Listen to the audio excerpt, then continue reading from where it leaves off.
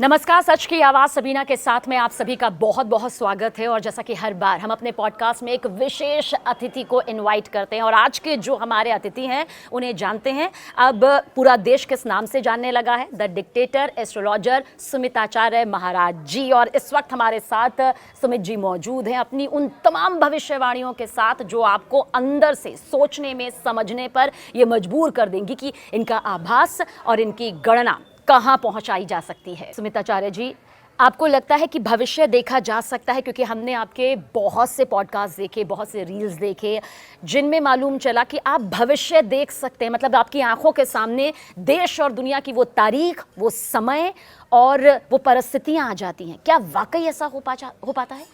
देखिए, मूल रूप से देखा जाए तो साधना और गणना ये दोनों का विषय है।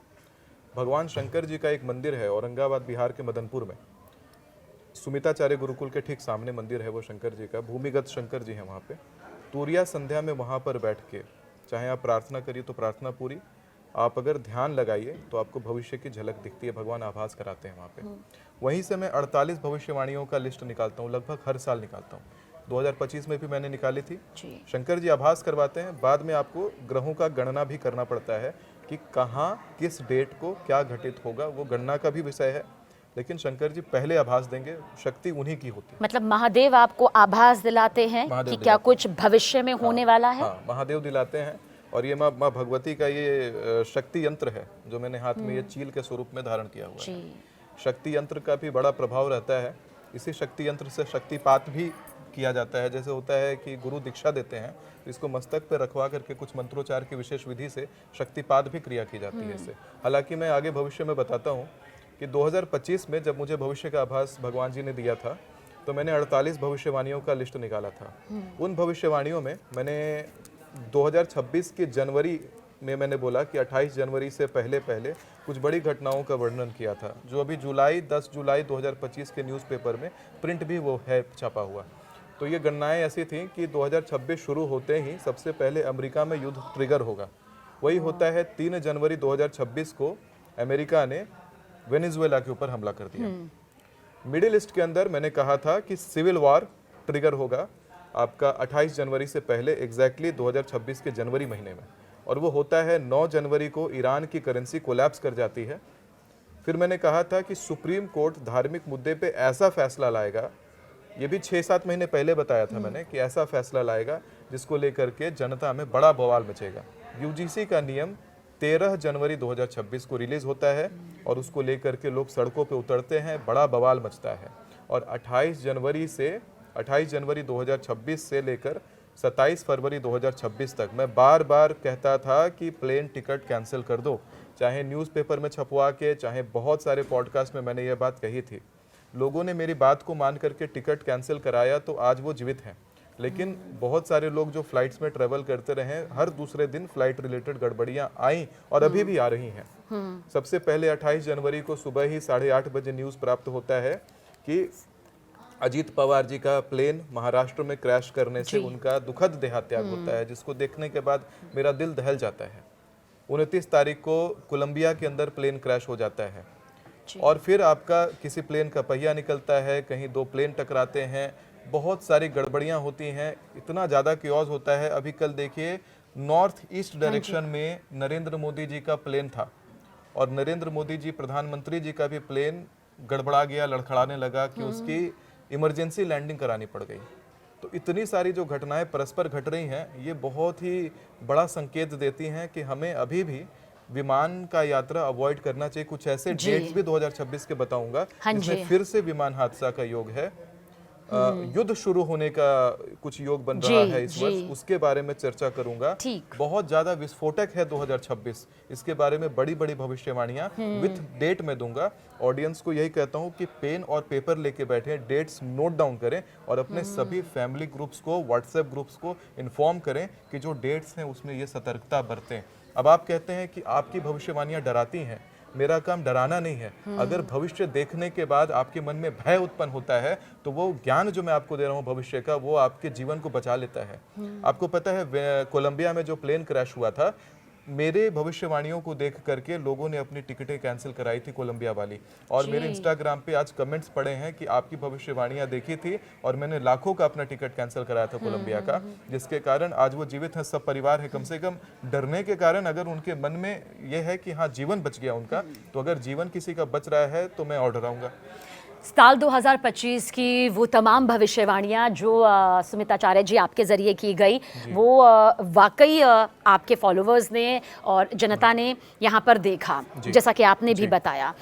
साल 2026 क्या वाकई साल 2026 का भविष्य आपकी आंखों के सामने है?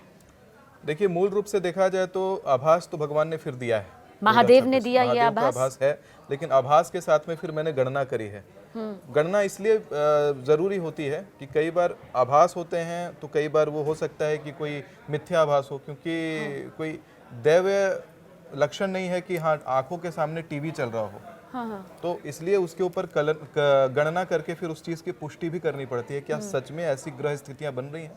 कुछ ग्रह स्थितियों के बारे में मैं बात करूंगा, क्योंकि मैं ना जनता को किसी प्रकार से भ्रम में नहीं रखना चाहता हूँ। ये जो भविष्यवाणी का जो तरीका है ये आप भी सीख सकते हैं। देव कृपा प्राप्त करने की साधना है वो भी सिखा सकता हूँ। शक्तिपात जो मैं शक्ति यंत्र से कराता हूँ वो भी सिखा सकता हूँ, और ये भी सिखा सकता हूँ कि गणनाएं कैसे करते हैं। एक मैं गणना का तरीका बताता हूँ। 2026 इस बार कन्या लग्न को लेकर के शुरू हुआ है। बुध और शुक्र का ये लग्न है ना, और इसके साथ ही मंगल का वर्ष जो न्यूमरोलॉजिकल मंगल का वर्ष था 2025, दोनों का संबंध ये 1 जनवरी को बनने के कारण एक विस्फोटक प्रवृत्ति का योग बना, और उसका बनना 2026 को इम्बैलेंस करता है। एक और इम्बैलेंस क्रिएट होता है कि होलिका यानी किसी पर्व की रात को, होलिका की रात को चंद्रमा लाल रंग का दिखाई पड़ेगा। फुल लूनर एक्लिप्स है उस दिन, और सूर्य ग्रहण और चंद्र ग्रहण में 14 दिन से कम का डिफरेंस होना इस बात का संकेत देता है कि विध्वंसकारी रिजल्ट आएगा। होता क्या है कि महाभारत के भीष्म पर्व में इसका वर्णन है कि जब इस प्रकार का ग्रहण, सूर्य ग्रहण, चंद्र ग्रहण परस्पर 14 दिन 12 दिन के अंतराल पे अगर लगता है तो विध्वंसकारी युद्ध होता है, और वही युद्ध का संकेत यही जो महाभारत के जैसा लगने वाला सूर्य चंद्र ग्रहण का युति है वो दे रहा है। इस बार का सूर्य ग्रहण भी जो है अग्नि पंचक योग में लग रहा है, यानी एक सूर्य ग्रहण नहीं, वो 5 सूर्य ग्रहण एक साथ लगने का फल देगा। अब जिस साल में एक ग्रहण लगता है इतना जबरदस्त सूतक होता है, 5 सूर्य ग्रहण अगर एक साथ लगते हैं तो कितना बड़ा सूतक इस पूरे संसार के लिए दिखाई पड़ता है, वो भयावह है। सुमिताचार्य जी, क्योंकि बात यहाँ पर उस युद्ध की हो रही है जिस दौर से इस वक्त हर कोई गुजर रहा है, कहीं युद्ध की स्थिति है, कहीं युद्ध के आसार हैं, तो कहीं सालों साल से युद्ध जारी है। उसी युद्ध की भविष्यवाणियां हम चाहेंगे कि साल 2026 में युद्ध को लेकर, इस वॉर को लेकर आपकी आंखों के सामने क्या भविष्य है तारीखों के साथ? देखिए, यूरोप का एलिमेंट इस बार गड़बड़ाता हुआ दिखता है। हालांकि 20 मार्च के बाद बहुत सारी चीजें उथल पुथल होती हुई दिखाई तो मुझे पड़ रही हैं। पहला तो मिडिल ईस्ट का जो इशू अभी शांत होता हुआ दिखाई दिया है। 20 मार्च से 18 अप्रैल एक ऐसा डेट है जिसमें मिडिल ईस्ट के अंदर वही युद्धाग्नि भड़केगी वापस से। अच्छा, 20 मार्च से 18 अप्रैल जो आप बता रहे हैं। 20 मार्च 2026 से 18 अप्रैल 2026 के बीच में युद्धाग्नि भड़केगी मिडिल ईस्ट के अंदर, और मिडिल ईस्ट के अंदर उसी के तुरंत बाद 18 अप्रैल के तुरंत बाद सत्ता परिवर्तन का योग लाता है। 18 अप्रैल से 16 मई के बीच में मिडिल ईस्ट में कहीं सत्ता परिवर्तित होता हुआ अचानक दिखाई पड़ता है। करेंसी कोलैप्सेस हैं, करेंसी कमजोर होते हुए कुछ कंट्रीज की इस बीच में दिखाई देंगी। कुछ कंट्रीज बता रहा हूँ, भारत के उत्तर साइड में जो जोन आता है, कजाकिस्तान का, उज्बेकिस्तान का, तुर्कमेनिस्तान का, किर्गिस्तान और ताजिकिस्तान, करेंसीज कंट्रीज की कमजोर होने वाली हैं, करेंसी कोलैप्स तक का योग आता है। इसी प्रकार से आप देखेंगे कि मिडिल ईस्ट का सत्ता परिवर्तन के साथ ही इसी बीच ऐसा कुछ भूचाल भी है। चाइना, रशिया, मंगोलिया का जो उत्तरी प्रांत है, वो जो क्षेत्र है, वहां पर 18 अप्रैल से 16 मई के बीच में जबरदस्त भूकंप आएगा। बहुत ज्यादा जन क्षति वहां पर कहां पर सुमित जी आपने कौन सा बताया? चाइना, रशिया और मंगोलिया का जो क्षेत्र आता है, उधर का जो एरिया है, उधर ही भूकंप आता हुआ दिखता है। अब भूकंप कोई नेशनल बाउंड्रीज नहीं जानता, अगल बगल उसका एक परिधि होता है, उसी परिधि में भूकंप आने का जबरदस्त योग बनता है।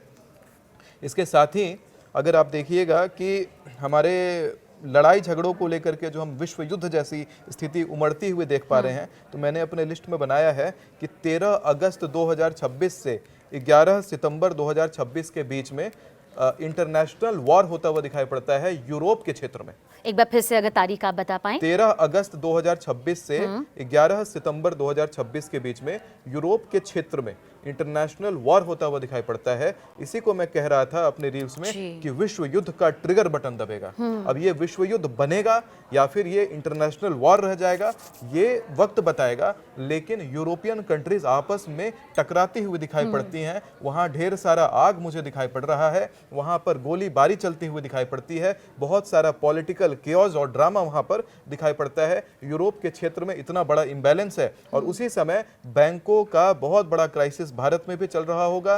बैंकों का शेयर गिर रहा होगा, शेयर मार्केट कोलैप्स करता हुआ दिखता है। 18 अप्रैल के बाद शेयर मार्केट बहुत तेजी से नीचे जाएगा और ये जो महीना जो मैंने अभी बताया है 13 अगस्त से 11 सितंबर, इनफैक्ट मैं ये कहूंगा कि 13 अगस्त से 25 अक्टूबर तक शेयर मार्केट से दूर रहें सब कोई। इसमें शेयर मार्केट बहुत तेजी से नीचे जाएगा, बहुत वोलेटाइल शेयर मार्केट रहेगा। अगर आप सोचते हैं कि पैसे लगाए हैं रिकवर करके निकालेंगे, बिल्कुल डूब जाएगा पैसा, क्योंकि जो पीक पकड़ेगा शेयर मार्केट दोबारा से वो पकड़ेगा 5 नवंबर के बाद, लेकिन ऊंचा उठता हुआ नहीं दिखता है, थोड़ी स्टेबिलिटी पकड़ेगा। यानी जो डाउन डाउन जा रहा था वो केवल लाइन स्ट्रेट होता हुआ उस समय दिखाई पड़ता है। काफी सारी केओस हैं इस साल जी।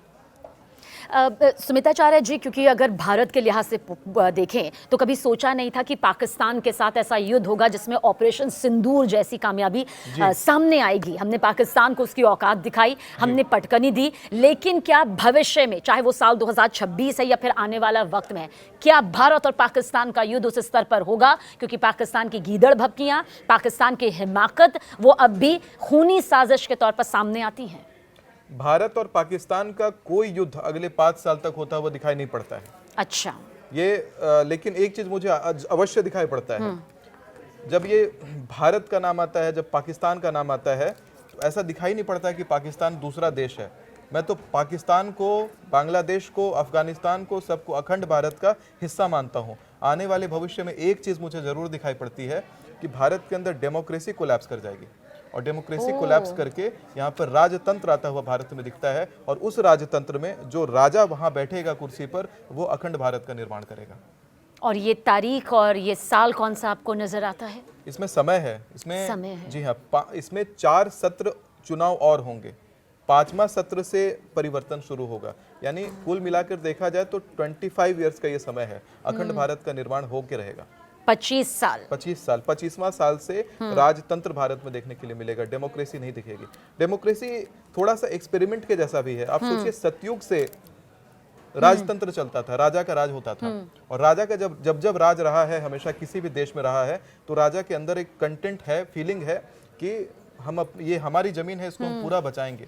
लेकिन थोड़ा सा ये आता है कि जब से प्रजातंत्र आया है, इस पे डिबेट होना चाहिए कभी अच्छा से, कि प्रजातंत्र आया है तो ये एक अच्छा एक्सपेरिमेंट है। इसके अंदर कुछ कमियां हैं, कुछ अच्छाइयां हैं, तो कुछ कमियां भी हैं कि जमीनें टूटती हैं। आता है इधर, जो भी देश में मैंने देखा कि डेमोक्रेटिक गवर्नमेंट आया है, वहाँ पे मैंने देखा कि पाकिस्तान जैसे भारत से थोड़ा अलग हुआ, बांग्लादेश अलग हुआ। तो इस पे एक बार डिबेट होना चाहिए कभी अच्छे से कि क्या राम राज्य आएगा जब, तो क्या डेमोक्रेटिक आना चाहिए या उसको राजतंत्र के जैसा ही राम राज्य आना चाहिए, क्योंकि एक राम राज्य का परिकल्पना हम लेकर के चलते हैं। बिल्कुल इसी पर अगर सवाल, हालांकि भविष्यवाणी के हिसाब से मैं बात करूं, ये तो एक मत हो गया जिसके ऊपर चर्चा का विषय बता रहा हूं, लेकिन भविष्यवाणी के ऊपर अगर बात किया जाए तो यही दिखाई पड़ता है कि आने वाले समय में 5 सत्र का चुनाव टोटल भारत में होने के बाद आगामी समय में उस तरीके का चुनाव ना होकर के भारत में राजतंत्र कायम रहेगा। जिस राजतंत्र का आप जिक्र कर रहे हैं, यहाँ तो लोग कह रहे हैं कि उस राम राज्य की परिकल्पना क्या सिर्फ ख्वाबों तक सीमित रहेगी? हम राम राज्य का जिक्र तो करते हैं और वैसा राज्य चाहते भी हैं, वैसा देश भी चाहते हैं। अखंड भारत की तो आपने यहाँ पर 25 साल का एक वक्त के हिसाब से बता दिया। क्या राम राज्य सिर्फ एक परिकल्पना होगी, या फिर आपको नजर आता है कि भारत ने जो अपनी सांस्कृतिक सभ्यता परंपरा यहाँ पर देखी है वो लौट कर आएगी? लौट के आएगी, क्योंकि भगवान श्री राम ऐसे महापुरुष रहे हैं, देवता रहे हैं, जिन्होंने अपने प्रजा के हित के लिए अपना राजपाट सब छोड़ दिया था और कुर्सी पर खड़ा उनका केवल शासन किया करता था। इस तरीके का त्याग रहा। शंकराचार्य भी देखिए गद्दी पे नहीं बैठते हैं, जगत गुरु शंकराचार्य पूरी मठ के, वो कहते हैं जब तक भारत में एक भी बूंद गौ रक्त का गिरेगा तब तक मैं अपनी गद्दी पर बैठने का अधिकार नहीं समझता, तब तक मैं इसके लिए कार्य करूंगा।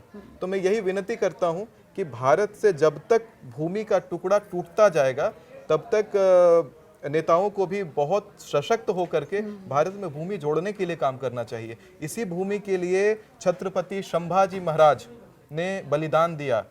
रानी पद्मावती ने जौहर करके हमारे भारत भूमि का रक्षा करने का प्रयत्न किया। लेकिन अभी के समय में भूमि टूटती है और किंचित भी किसी को दुख नहीं होता है।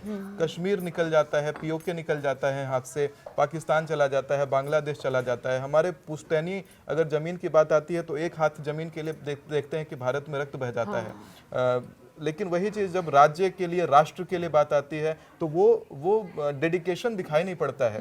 ऐसा दिखता है कि 5 साल के लिए सरकार मिली है, जितना हो सके सरकार से फायदा ले लिया जाए, या जितने लोग उस सरकार को जितवाने में हाथ रहता है कि हाँ हम इस सरकार के पक्ष में जितना हो सके फायदा ले लिया जाए, तो राष्ट्र हित से ज्यादा वहाँ पार्टी हित होने लग जाता है। हर पार्टीज में, जितने भी, चाहे भारत की बात करें, अमेरिका की बात करें, किसी भी कंट्री में जहाँ पे भी ऐसी चीज है वहाँ पर ये व्यवस्था दिखाई पड़ती है। अब हालांकि यही विषय है कि इसके ऊपर जनता को अच्छे से विचार करना है, सरकार को विचार करना है कि राष्ट्र हित कैसे हम सोचें। अमेरिका और ईरान जिस मुहाने पर आज खड़ा हुआ नजर आ रहा है वो हर किसी को खौफजदा कर रहा है। क्या आपकी साधना, आपका आभास, आपकी भक्ति और महादेव का संकेत बताता है कि अमेरिका और ईरान के बीच क्या होने वाला है? अमेरिका ईरान के बीच में रिटेलिएशन होगा। जो यूरोप के अंदर जो मैंने एक ड्यूरेशन बताया था युद्ध जैसी स्थिति उत्पन्न होने की, उसमें ईरान का हस्तक्षेप पूरी तरह से है।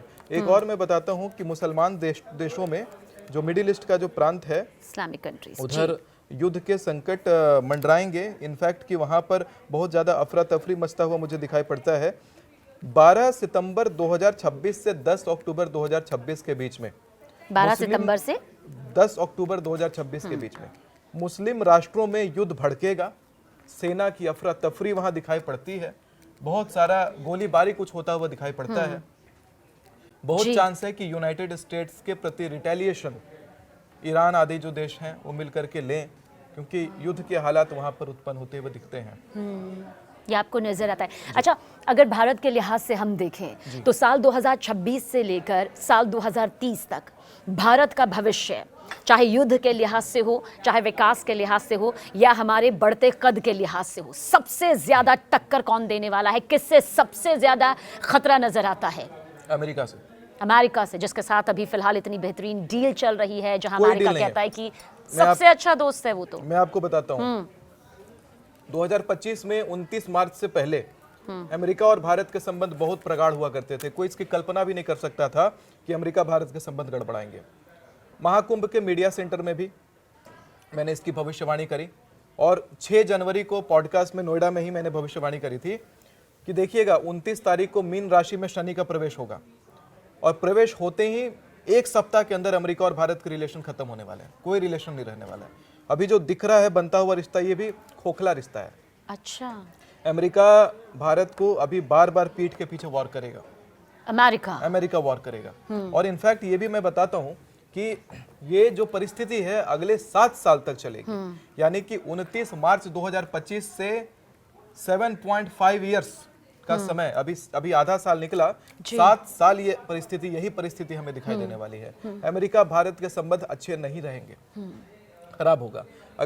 अगर कुछ दिख भी रहा है अमेरिका बढ़िया होता हुआ, कोई बहुत बड़ा फायदा भारत से खींचेगा। भारत को नुकसान ही तो दे रहा है, चोट तो दे रहा है भारत को। रशिया से हम सस्ते में तेल खरीदने वाले थे, लेकिन क्या रीजन रहा कि भारत और अमेरिका जो है अब वापस से फिर से तेल खरीदेंगे अमेरिका से। ये चीज है। इसके साथ में एक और मुझे बात दिखाई पड़ती है जी। एक मैं ड्यूरेशन बता रहा हूँ। हाँ जी। 15 जुलाई से 12 अगस्त के बीच में भारत सरकार से यही निवेदन है कि किसी भी प्रकार का बायलेटरल टॉक्स इस ड्यूरेशन में ना रखवाएं। 15 जुलाई से 12 अगस्त। जो पॉलिटिशियन उस बायलेटरल टॉक में इन्वॉल्व होगा उसका पॉलिटिकल करियर नीचे चला जाएगा। इसका योग ही ऐसा है कि भारत इंटरनेशनल रिलेशंस या इंटरनेशनल लेवल के ट्रेड डिसीजंस आदि ना ले। भारत के इंटरनेशनल संबंध इस बीच खराब होंगे। इंटरनेशनल मार्केट में भारत की बेइज्जती उस समय होती हुई दिखाई पड़ती है। तो उस समय बड़े टॉक्स, जो बड़ा मुद्दा वाला कन्वर्सेशन है, उसको 12 अगस्त के बाद रख ले या 15 जुलाई के पहले रख ले, स्थगित कर दें। तो ये आपको लगता है कि ये जो पूरी तारीखें हैं, इस बीच में हमें संभल कर रहने की ज़रूरत है और सोचकर आगे बढ़ने की ज़रूरत है।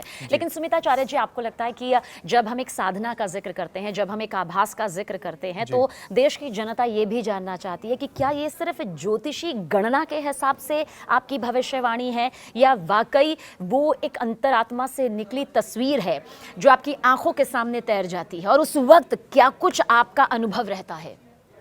शंकर जी जागृत हैं और शंकर जी आभास दिला देते हैं पहले, लेकिन आभास दिलाने के साथ में मैंने बोला कि आभास शंकर जी का भी दिलाया रहता है। कभी कभी मन बहुत बेचैन होता है तो कभी खुद से भी कुछ किसी की कल्पना हो सकती है। कल्पना में और आभास, देव आभास में, दोनों में डिफरेंस करना है तो फिर ग्रहों को पकड़ना पड़ता है, तो वो भाषा फिर ग्रह बोलते हैं। तो ये जो एक्यूरेसी आती है, इसमें देव अनुभूति के साथ ग्रह का कैलकुलेशन भी होता है। मैं आपको इस बात का भ्रम तोड़ता हूँ लोगों में कि लोग, कई बार ऐसा होता है कि अभी मुझे आप भविष्यवाणी करते देख रहे हैं तो इसमें लोग उठा करके पूजा करने लग जाए आकर के कि नहीं इनके पास देवता आ रहे हैं। तो मैं आपको एक बात इसके लिए भ्रम तोड़ता हूँ। मैंने भविष्यवाणी करी थी 2025 में, जनवरी में ही करी थी कि 28 जनवरी से लेकर के 27 फरवरी तक फ्लाइट टिकट अपने कैंसिल कर दीजिए। मैंने बोला था भारत के नॉर्थ ईस्ट में प्लेन क्रैश करेगा। अगर आप उस वीडियो को देखते हैं, मैंने शुरू में बोला भारत के नॉर्थ ईस्ट में। ये तो पता है पुख्ता कि इस ड्यूरेशन में प्लेन क्रैश तो होगा और बार बार होगा। अभी नॉर्थ ईस्ट में देखिए, अभी मोदी जी का प्लेन जैसे लड़खड़ाया, क्रैश नहीं हुआ है, लेकिन भारत के नॉर्थ ईस्ट बोला था। समय जैसे जैसे क्लोज आता है, घटना बड़ी घटने वाली रहती है, तब एक बार तो ओवरव्यू निकाला 48 भविष्यवाणियां, एक बार में 50 भविष्यवाणियां निकाला डेट के साथ। लेकिन समय जब नजदीक आता है, जैसे नवंबर का महीना आया, जनवरी में प्लेन क्रैश होने का डेट है, तब उसके ऊपर दोबारा काम करता हूँ। जब दोबारा काम करता हूँ तो गणनाएं और सटीक हो जाती है, मतलब उसके ऊपर रिफाइनमेंट होती है। बार बार ये निकल रहा था कि नॉर्थ ईस्टर्न एलिमेंट डैमेज्ड है, नॉर्थ ईस्ट का एलिमेंट गड़बड़ा रहा है, यानी कि वहां पर ये निकलता है कि नहीं, नॉर्थ ईस्ट दिशा में प्लेन उड़ रहा होगा, ना कि भारत का नॉर्थ ईस्ट होगा। तो रिफाइंड भी हुई भविष्यवाणी। इसके पीछे इससे ये पता चलता है कि आभास के साथ में गणना का बहुत बड़ा इसमें महत्व है। मैंने नवंबर में पॉडकास्ट में इस बात को करेक्ट करा। मैंने बोला शुरू से जो बोल रहा हूँ कि ये नॉर्थ ईस्ट भारत का नहीं है, ये जो है कि प्लेन ही नॉर्थ ईस्ट अलाइनमेंट का होगा। देखिए अजीत पवार जी का प्लेन ईस्ट में उड़ रहा था, नॉर्थ अलाइनमेंट, इंक्लिनेशन नॉर्थ लेता है, प्लेन गिर जाता है। बिल्कुल सही कहा आपने। नॉर्थ ईस्ट वायव्य एलिमेंट गड़बड़ था। तो मतलब आप ये कह रहे हैं कि ये भी